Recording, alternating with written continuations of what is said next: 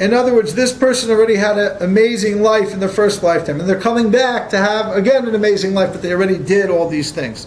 But tzaddik she'eni gamer, but on the other hand, a tzaddik that's not complete, who is that? They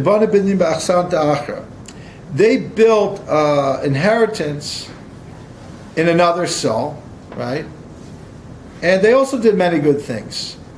But chafer babirin, here are the good things. They dug these wells, the other, and they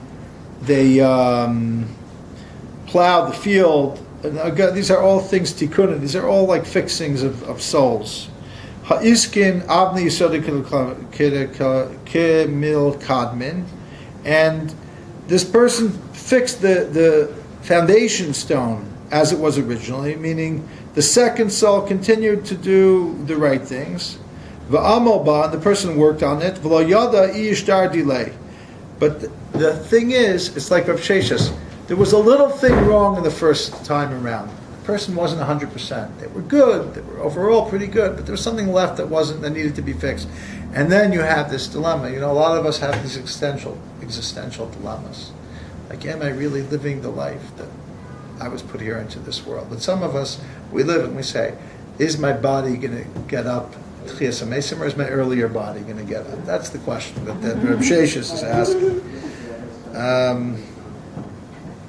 So misitra delay tav tzaddik ikri. So on the one hand, this person in and of themselves is called a tzaddik, because right now in their second lifetime, in this body, in this reincarnation, they're doing everything they need to do. Misitra dahu is chanta, but if the prior lifetime, the earlier body, lav hachi, wasn't complete. It was good, but not complete. So in other words, according to the Zohar, again, there are different interpretations of tzaddik gomer and tzaddik she'eni gomer, but the Zohar's interpretation of an incomplete tzaddik is somebody who's complete in this lifetime. That's why they're tzaddik. But they're incomplete because they have a soul that wasn't fixed 100%. It was by and large a good soul. It wasn't like a nasty soul that had been full of averos, full of sins, but it wasn't metukan, it wasn't completely fixed, and therefore it's tzaddik she'eni gomer. What is that like? It's like a person who builds a building, an estate that's beautiful to look at, but he looks at the foundation. This is a problem we all have, even if it's not on a simple level of, this is a big problem we have. You know, we build in life buildings with our life, right? We make all of the things that he described before. We make the walls, we make the gardens, we make the wells, right? We build. It means we do Torah and mitzvahs. So it means with our Torah and mitzvahs, we're fixing the world, we're fixing other people's souls, we're fixing our own soul, etc. The only thing is, what if you lived on a swamp? You know what swamp? A swamp. And you built foundations that were maybe good in one area, but not good enough in another area.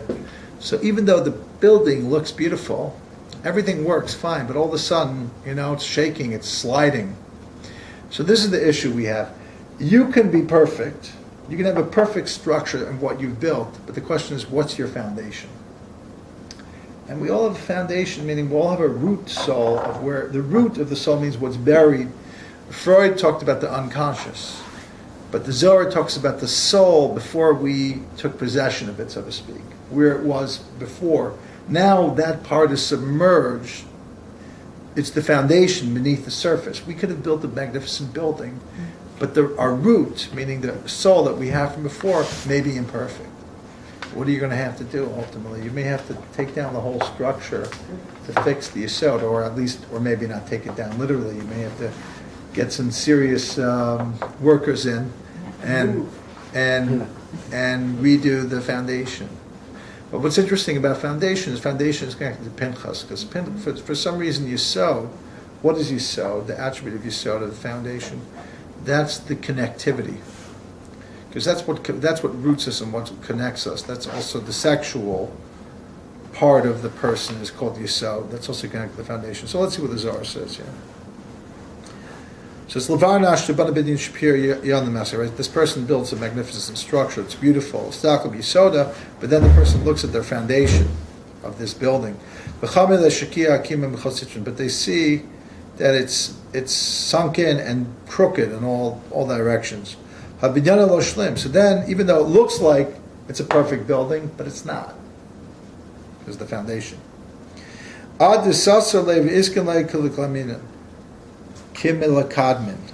that word is throwing me off today. Until the person takes down the whole building, takes out the foundation, rebuilds it, what's the word when you put in a new foundation, and rebuilds it, the top will be the same, because it was a perfect building, it was just the foundation was bad. It turns out, in other words, on the building level, it's beautiful, perfect. But Yisoda Bishva Akim, but on the level of Yisod, of foundation, there it's all crooked, there it's all bad. Therefore, it's not a complete act. It's not a perfect. It's not a binyan shalom. It's not a permanent. It's not really permanent. It's not really whole. So it's the same thing. We got to work on a Yisod. We got to work on our foundation. So it's the same thing.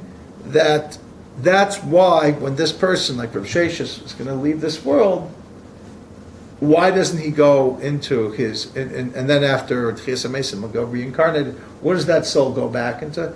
It goes back into the original body. Anyway, why? Yeah.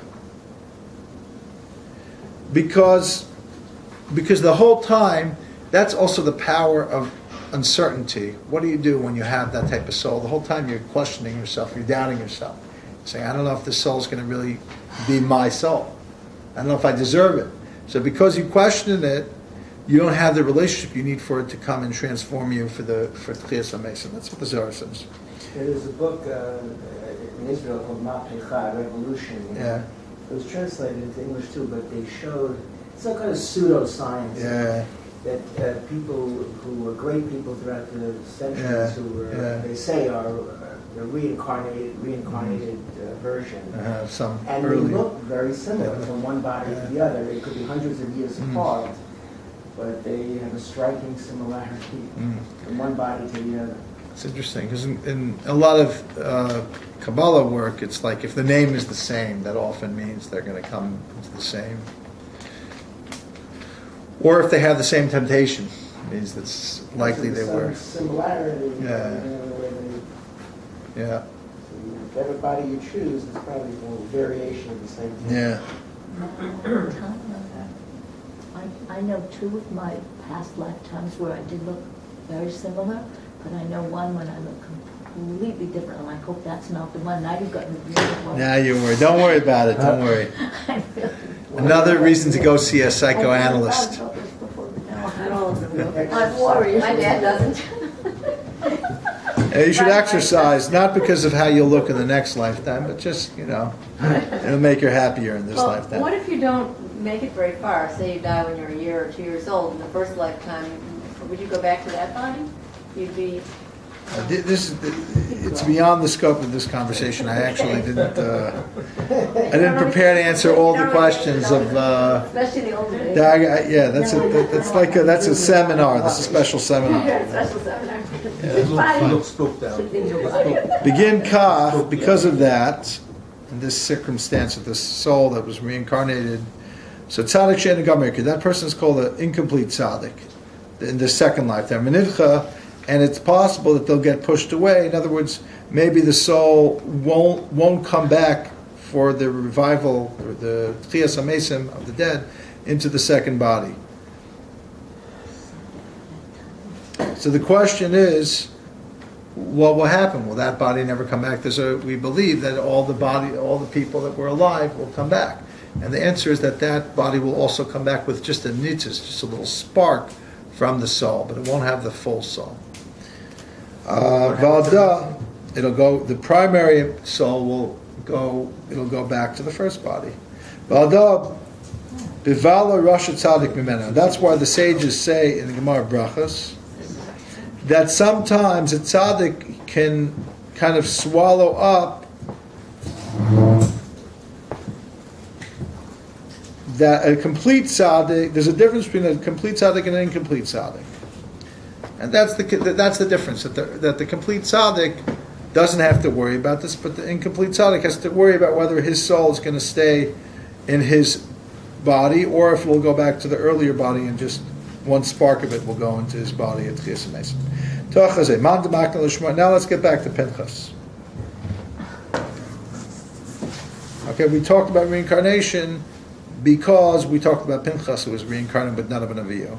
So we talked about it in general. Now let's talk a little bit about this idea of zealousness. And let's ask a very simple question. The Torah says that Hineni, behold, I'm going to give Pinchas the covenant of peace. Bris Kuna Solim. I'm going to make him a Cohen forever, for him and for his family. Let me ask you something. You know, it's like the story where the guy comes to the rabbi and says, "Rabbi, I want you to make me a Cohen." So he says, "I'm afraid I can't." He says, "But Rabbi, I'm going to give you $100,000." He said, "Okay, you're a Cohen." I say, "But tell me, why do you want to be a Cohen so badly?" He says, "Because my father was a Cohen and my grandfather was a Cohen." So, but it's not a joke. Here's Pinchas. His father was a Cohen, his grandfather was a Cohen. He had to perform a heroic act to be considered a Cohen. Doesn't make any sense. So Rashi answers this question, and it brings out the Gemara. He killed somebody. That's the Zohar's answer. But Rashi quotes the Gemara and says that it wasn't yet a fact that a person becomes a Kohen just because their father was Kohen, unless they're born into it. Pinchas was already alive when Elazar was made a Kohen, and only the subsequent children would be born out. Okay, it's like a convoluted answer.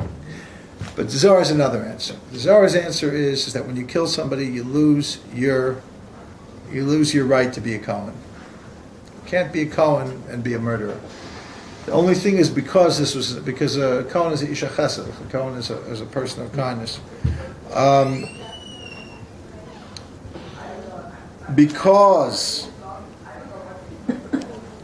Shh. Can you guys quiet down?